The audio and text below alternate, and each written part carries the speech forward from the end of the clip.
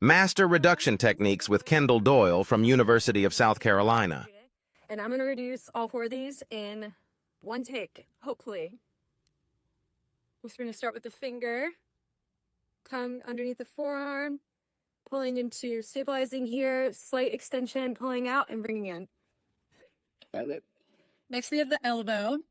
It'd be nice if I had some help to hold this down, but if I am by myself, fold it down here, come to the floor, pulling into slight extension and pull.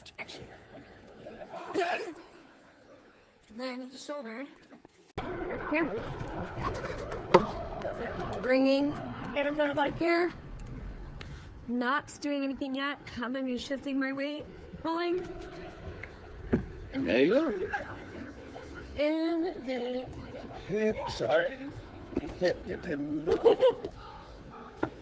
All right. for hip, I'm using physics. 20 or 9ers from the country. There you go. What do you think?